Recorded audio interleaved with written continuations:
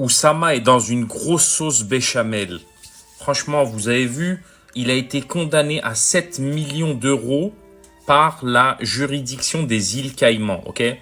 Les îles Caïmans, c'est perdu entre les États-Unis et l'Amérique du Sud, ok? C'est des petites îles, donc c'est un petit paradis fiscal tranquillos.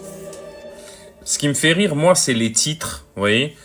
Qui est Oussama Ammar, cible des moqueries. Non mais pourquoi vous faites les jaloux comme ça? Le mec, il a des dizaines de milliers de followers, il fait des lives, ils attirent des dizaines et des milliers de jeunes qui veulent monter des business. Ok, là ils sont en embrouille avec ses anciens associés.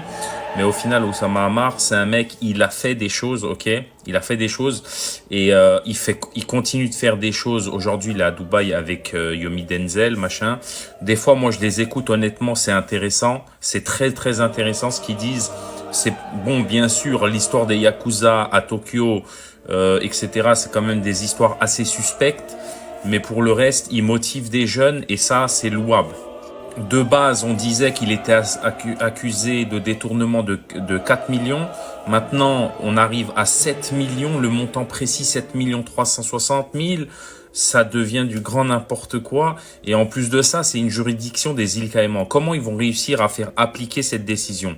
Ça, c'est des histoires, ça va partir en tribunal. C'est infini, en fait. Et puis derrière, petite parenthèse, pour ceux qui veulent se lancer sur le business sur Internet avec tout ce qui est blog, génération de leads, de prospects, etc. Rejoignez-moi sur mon deuxième compte. Vous allez aimer. Je vais parler que de business et pas d'actualité, etc. À bientôt. Pour en revenir à ce Oussama, il y a une espèce de vendetta qui arrive sur lui. Je sais pas pourquoi. Le Figaro, ils aiment trop Oussama Ammar. C'est impressionnant. On dirait il y a des mecs qui surveillent tous ses faits et gestes pour écrire un article sur lui.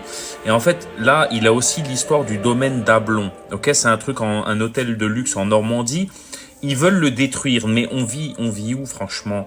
Ok, peut-être il a pas tout fait dans les règles. Peut-être il y a des petits soucis, mais régulariser. Et on passe à autre chose. Vous voyez ce que je veux dire? Pourquoi tout le temps détruire? Ok? Vous avez des mecs qui essayent de construire des choses. Là, il y a une espèce de vendetta. Il y a quelqu'un qui lui en veut à ce mec. Et c'est impressionnant.